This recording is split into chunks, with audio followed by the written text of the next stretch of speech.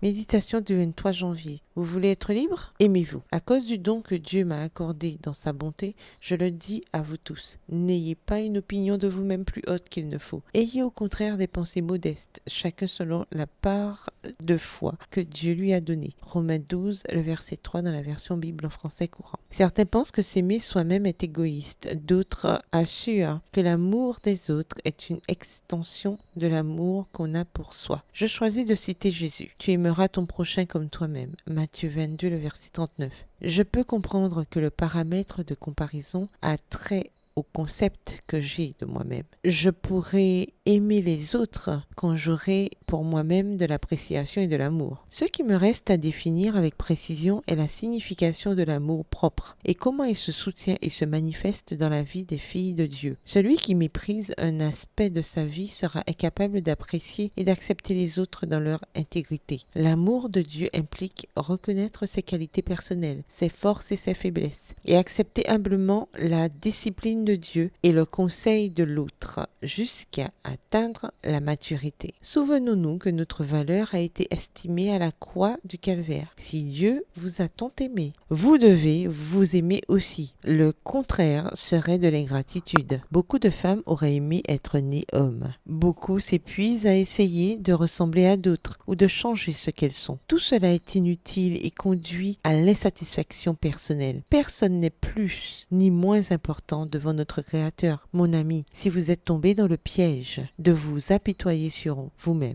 chantez à la lumière de Dieu et prenez le chemin du renouveau personnel. Travaillez avec vous et pour vous avec l'aide de Dieu. Tenez compte de ce que, premièrement, les différences nous rendent uniques et spéciales. Deuxièmement, appréciez qui vous êtes vous donnera une stabilité émotionnelle et vous développerez de meilleures relations avec les autres. Troisièmement, concentrez-vous davantage sur vos réussites que sur vos erreurs. Quatrièmement, soyez à l'aise avec qui vous êtes et ce que vous avez. Sixièmement, ne cherchez pas toujours l'approbation des autres, cherchez l'approbation de Dieu. Et septièmement, vous n'êtes pas parfaite, mais il y a en vous beaucoup de choses aussi précieuses qu'un trésor. Découvrez-les. Avoir une mauvaise opinion de soi n'est pas de la modestie, mais de l'autodestruction. Une appréciation correcte de qui vous êtes n'est pas égoïste, mais un requis pour pouvoir aimer les autres. Bonne journée, que l'Éternel vous bénisse.